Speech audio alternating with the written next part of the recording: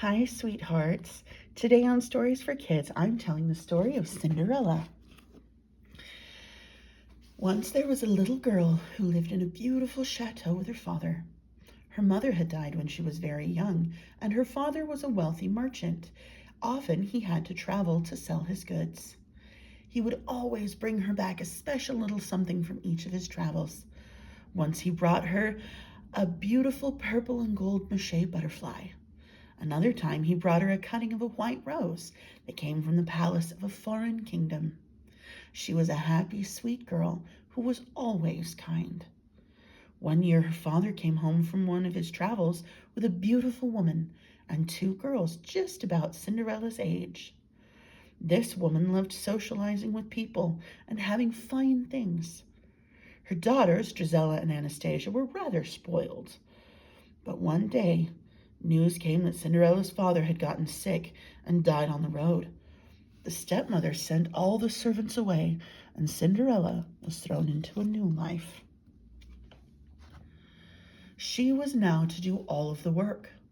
She fed the small creatures that lived in the farmyard and in the garden, and they became her only friends.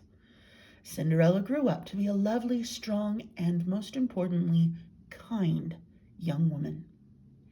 The crown prince was returning that year to the kingdom after finishing his studies abroad. To celebrate, the king decided to announce a series of masked balls. During these balls, the prince would choose a bride. The first ball was a green-themed ball, the second ball a blue-themed ball, and the final ball was to be golden-themed. Now, the invitation said that every eligible woman in the kingdom must attend each ball.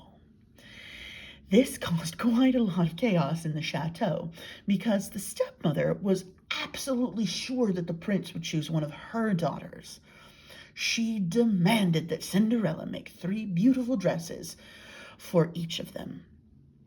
For her first dress, the stepmother chose a gaudy peacock green velvet material to go with her peacock feathered hair clip and her peacock jewelry. Drizella chose a loud green silk dress that was embroidered all over with heavy silk shamrocks. She had a little golden tiara of shamrocks to wear with her dress. Anastasia's dress was a sallow seasick green with a dark green ivy pattern in the silk. Cinderella made her a white rose and ivy crown to wear in her hair. Cinderella did her best to make 3 lovely dresses out of the very strange materials that these 3 had chosen. Now, while Cinderella was working furiously on these dresses, her little animal friends were working on a dress for her. They took a lovely teal green dress that had been her mother's and fixed it up nicely. Cinderella had a lovely emerald pin shaped like a fern to pin to the dress. And when everybody was ready for the ball, they went to the carriage. Cinderella came running out of the house.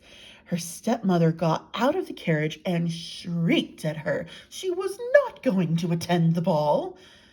And then she ripped Cinderella's dress to rags and left her standing there as she drove away with her daughters, all of them laughing. In absolute tears, Cinderella rushed to the backyard and sat on the swing and cried.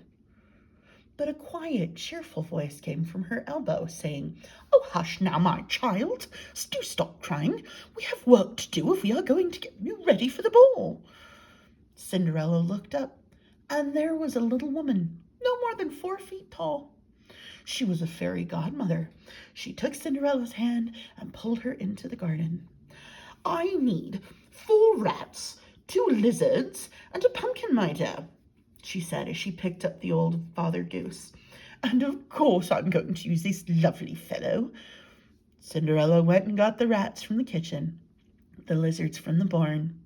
By the time the fairy godmother had chosen a large pumpkin from the garden, she started with the pumpkin, and with a swish and flick of her wand, the pumpkin began to grow and change, and it turned into a beautiful golden carriage with lovely cream-colored cushions.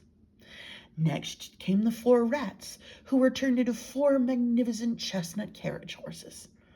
Last came the lizards, who became footmen in cream-colored suits. Then the old gray goose became the driver in a dove-gray suit. The fairy godmother turned to Cinderella and said, "Now for you, my love. Spin slowly, and I will work my magic." As Cinderella turned, a green mist shot from the fairy godmother's wand and began to turn her rags into a lovely fern green gown. Beautiful ferns had been embroidered along the bottom of the skirt, and her necklace was made of several golden ferns that had been set with emeralds, just like her mother's brooch. Her hair was pulled up and held by 2 emerald combs that matched her necklace. Green silk dancing shoes appeared on her feet, and a fine mask of green silk appeared on her face. And she was ready for the ball. "Now, you must be home by midnight. That is when the magic will disappear," said the fairy godmother. She had such a wonderful time at the ball. Just before midnight, Cinderella had been introduced to the prince, and she danced with him. She was also introduced to her stepmother and stepsisters, who did not recognize her because of the magical mask that the fairy godmother had made. But she treated them kindly. Now, just as they were to sit down to dinner, the clock began to strike, and Cinderella hurried from the room. The prince got held up by the stepsisters and was unable to follow her. The magic faded just as Cinderella reached the front gate. Now, the next day, her stepmother was cranky at breakfast. She was mad that the prince had ignored her girls when this mystery princess showed up.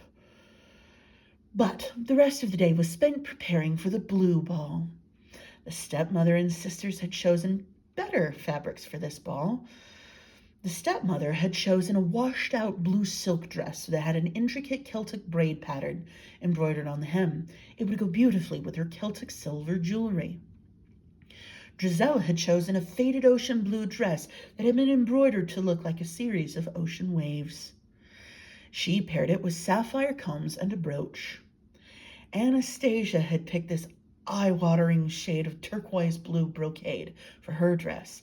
Her hair was pulled back tight and braided with a ribbon of the same color as her dress, and she wore turquoise drop earrings and a pendant. Again, Cinderella did her best to make pretty dresses with the rather bizarre materials that they had chosen. Cinderella didn't try to go with them this time. Instead, she went back to the kitchen, and when she got there sat the fairy godmother helping herself to fresh bread and milk. "Come, child, let's get to work," she said, and she took Cinderella out to the yard. There were the mice, lizards, goose, and another pumpkin that had been transformed into horses, footmen, a driver, and carriage. Now this time, she had Cinderella sit on a stool as she walked around her. A lovely midnight blue silk gown appeared, with a gauze overskirt that was studded with diamonds in swirls, just like the stars in the sky. At Cinderella's throat was a beautiful star pendant, just like the one her mother used to wear when she was a child. Her hair was down in long, lovely curls, and she had a headband of silver and diamond stars. Blue silk dancing shoes appeared on her feet, and her mask looked like a swirl of stars had been pulled from the sky to cover her face. The ball was so exciting. Cinderella found the prince, and she spent most of the evening talking to him and the other young nobles of the court. They liked her immensely because she was kind and fun and sweet.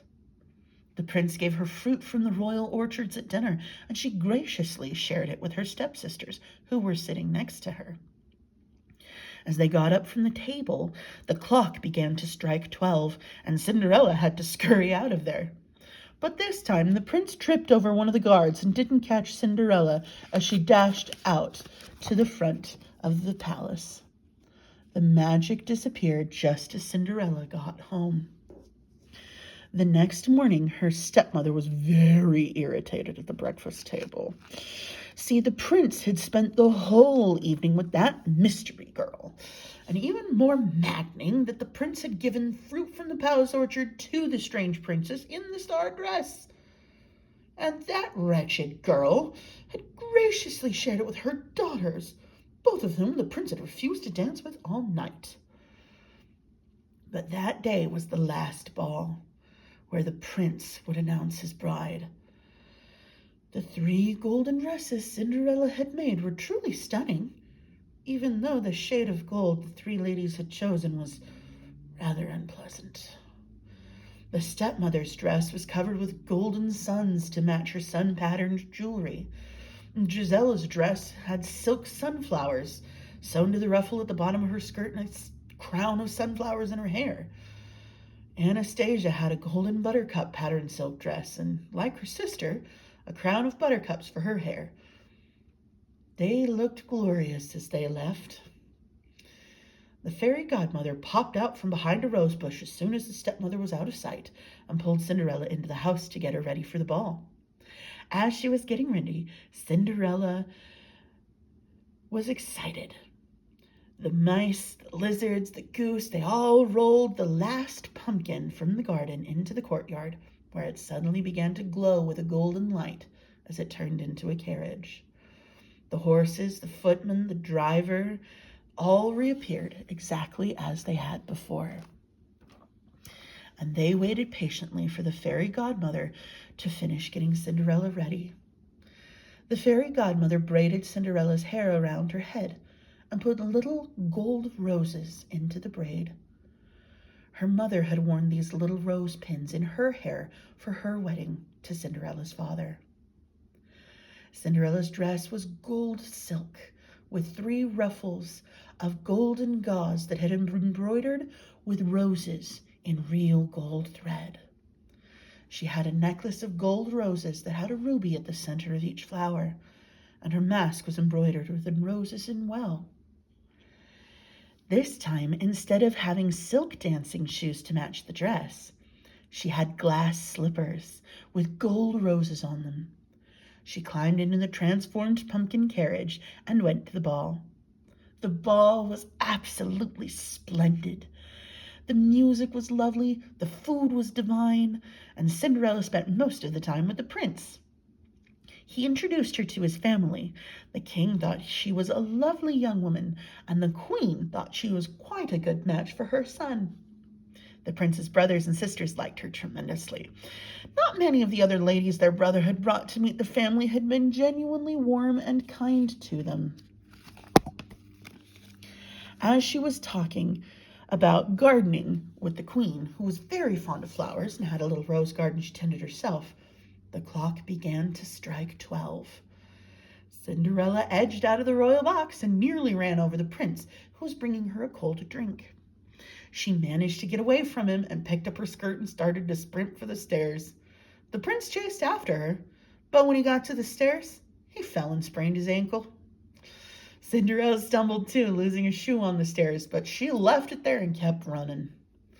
When she got home, the magic was gone, but the glass slipper was still there, so she hid it under the floor in her room. The next day, the prince sent out a proclamation. He would travel around the kingdom with the princess's slipper and try it on every girl in the kingdom. The girl that the slipper fit would be his bride.